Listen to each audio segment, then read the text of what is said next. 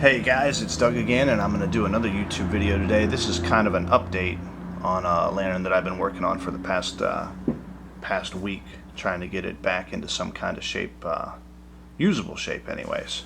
But you guys will probably remember this one from the video I did a couple days ago, where I went in and patched the broken tips. Oh boy, lucky it didn't break again, with JB Weld. And that actually works pretty perfectly. So I'm holding the camera here with one hand, but that comes up, and that's going to last a long time. That's a good repair on that. But this is a little wizard globe. It's not the one that I had purchased for it because it's not here yet, but I did order one. I'm just using this out of my little giant kind of for demonstration purposes. And you can see where that riser knob was JB welded on. Actually did some repair work here on the bottom of the tank. I didn't put any POR 15 in this yet, but hopefully in a couple days I will get that done before I have to go back to work, because I'm on vacation all week. And still no luck with the burner. I have a friend of mine by the name of Steamboy51 who had told me actually something I might be able to do to free up that burner is put some kind of like penetrating oil. I'm going to go buy some PB Blast later on today and see if I can let that soak overnight and try to get that freed up a little bit, just to do a little bit more inspection. I'd like to have it out before I seal that tank up permanently, just to kind of give it a good visual inspection. But that's what that one looks like, and I'm pretty proud of it. He also said that what I can do is maybe go to my local glass store here in town, and they might be able to cut me out a piece of red glass for in here, and I'll probably just JB weld that probably on the back whenever that's all done. So yeah, I'd like to thank Steamboy51 for that. I appreciate that. I told him I'd do a video and give him some props. Now the other part of my video. This is, and I hope I pronounced this right, this is for a kid by the name of Pierre Marquette 1223, and he wants to know how to disassemble his little wizard lantern, and I can show him how to do that. It's not a whole lot. Actually, I'm going to do a demonstration on all three, being a hot blast, cold blast, and a dead flame. And we'll start out here with the cold blast. This is pretty close to a little wizard. It's a little bigger, obviously, but the features are still the same. And let me see if I can set this up here, kind of just show you what's up.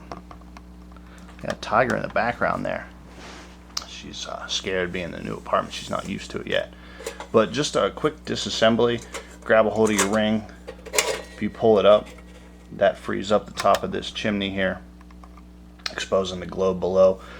Cold blast lanterns, the globe always falls backwards, and then the hot blast, they always fall forward. But there's that. That's how you remove the globe, just like that. And now, to take the burner out of these, I just kind of prop that lever up, pull this up just a little bit, sit that there.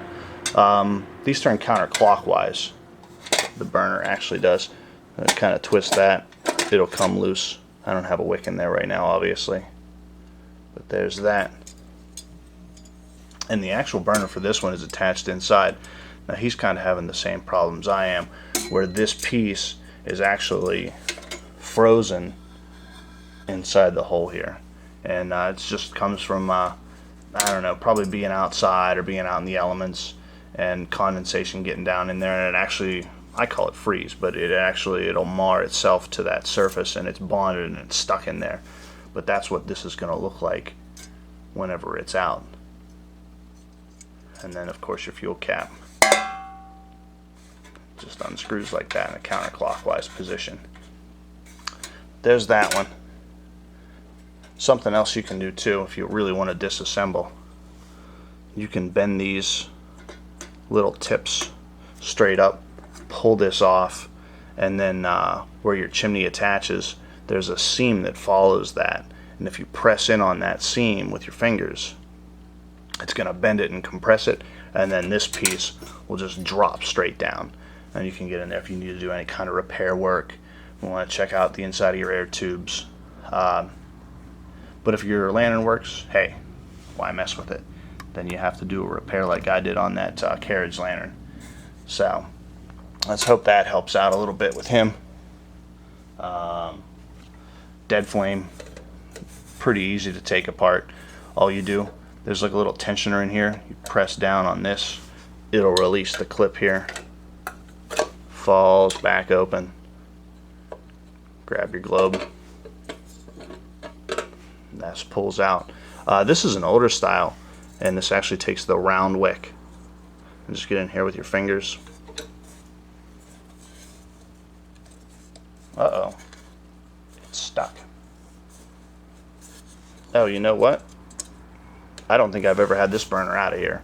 I think I fed the new wick down from the top. So, but that'll actually pull out as well. And then, of course, your fuel cap turns off counterclockwise with that. That's how your dead flame works. Awesome globe. I love these globes. I don't know. I found them on eBay, but they're pretty expensive. So hopefully I never have to buy one. But this lantern works really well. Same thing, just compress. That'll pop back on. And that's the disassembly of your dead flame. Now, hot blast lantern. This is a number 0 Regal.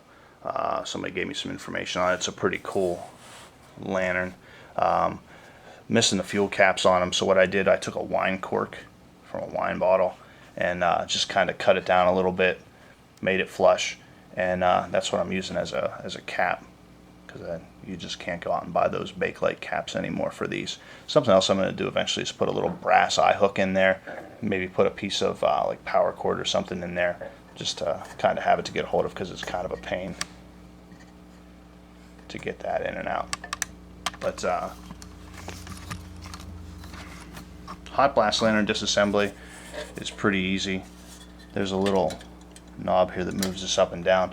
Now dead flame lanterns, like the cold flame flips backwards. The hot blast always pull out forwards, just like that. And you take and you pull out your globe.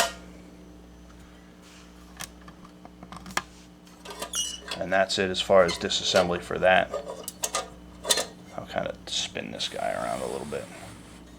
Here's where your burner is. This will flip. Wow, these are really tight.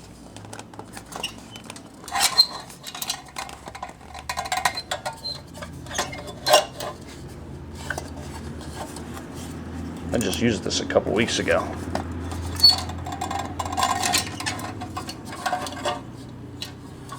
I can smell the kerosene in it. Wow.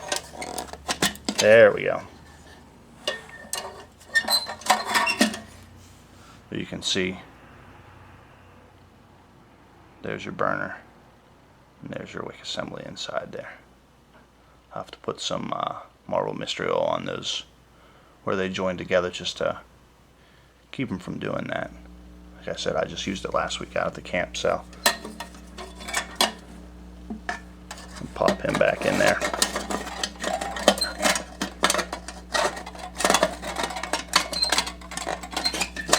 Just like that. And then I can put that globe in and it's ready for assembly. But I hope that helps.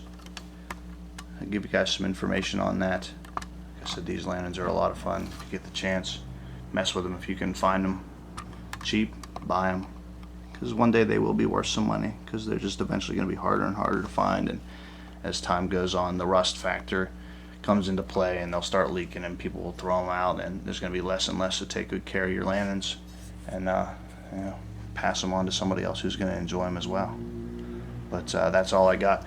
Like I said, I want to thank Steamboy51 and Pierre Marquette 1223 for watching my videos. I appreciate the comments, and cool. Alright, I'm sure I'll have some more lantern videos later on. Thanks, guys.